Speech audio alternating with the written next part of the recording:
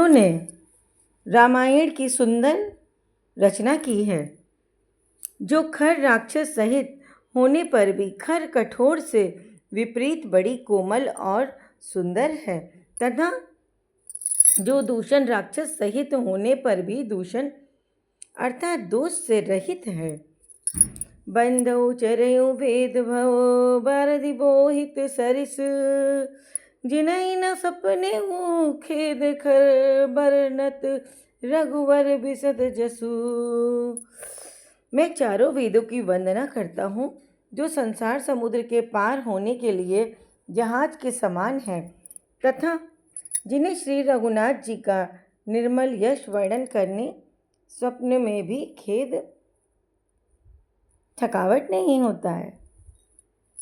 बंदो विधि पद रेणु भव सागर जहि कीन जा, संत सुधा सस धेनु प्रगटे खल विश्व बारुनी। मैं ब्रह्मा जी के चरण रज की वंदना करता हूँ, जिन्होंने भव सागर बनाया है, जहाँ से एक ओर संत रूपी अमृत चंद्रमा और कामधेनु निकले और दूसरी ओर दुष्ट मनुष्य रूपी विष और मदिरा उत्पन्न हुए। मैं ब्रह्मा जी के चरण रज की वंदना करता हूँ, जिन्होंने भव सागर बनाया है, जहाँ से एक ओर संत रूपी अमृत चंद्रमा और कामधेनु निकले और दूसरी ओर दुष्ट मानव रूपी विष और मदिरा उत्पन्न हुए। विबुध विप्र बुध ग्रह चरण बंदी कहूँ कर जोर, होई प्रसन्न पुर बहु सकल मंजू मनोरथ मोर।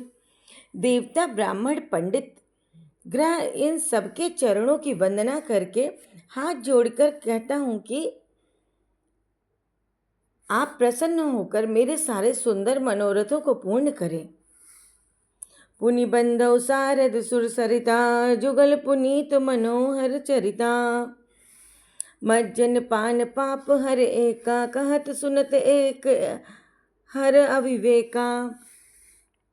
फिर मैं सरस्वती जी के और देवन की गंगा जी की वंदना करता हूँ। दोनों पवित्र और मनोहर चरित्र वाली हैं। एक गंगा जी स्नान करने से, जल पीने से पापों को हरती हैं, और दूसरी सरस्वती जी गुण और यश करने और सुनने से अज्ञान का नाश कर देती हैं। गुरु पितु मातु महेश भवानी, प्रणवहु दीन बंधु दिन दानी। सेवक स्वामी सखा से पी के, हित निरूपधि सब विधि तुलसी के। श्री महेश और पार्वती को मैं प्रणाम करता हूँ, जो मेरी गुरु और माता हैं, जो दीनबंधु और नित्य दान करने वाले हैं, जो सीतापति श्री रामचंद्र जी के सेवक स्वामी और सखा हैं, तथा मुझ तुलसीदास का सब प्रकार से कपट रहित सच्चा हित करने वाले हैं। कलि विलोक जग हित हर गिरजा, सांवर मंत्र जाल जिन सिरजा। अनमिल आखर अरथ न जापू, प्रगट प्रभाव महेश प्रतापू।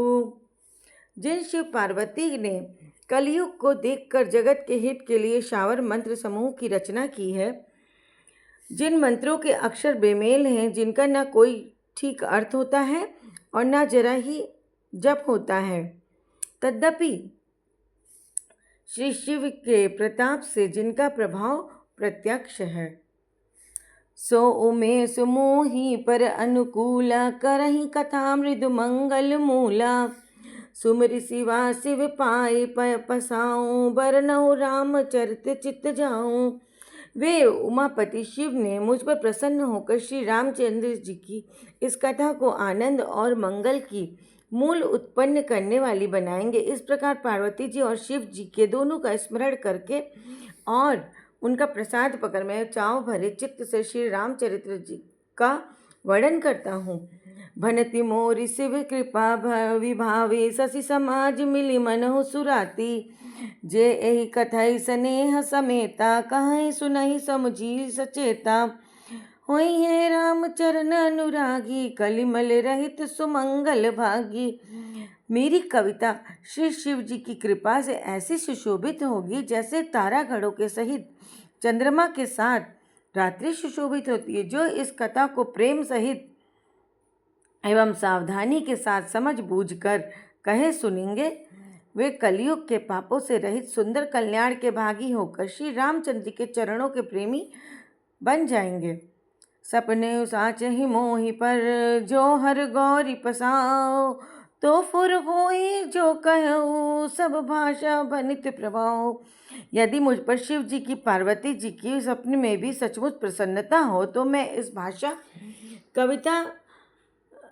कविता का जो प्रभाव कहा है वह सब सच हो। बंदो अवधपुरी अति पावनी, सरजु सरी कलि कलुष न सावनी। प्रणवो पुर नर नारी बहोरी, ममता जिन पर प्रभु न थोरी।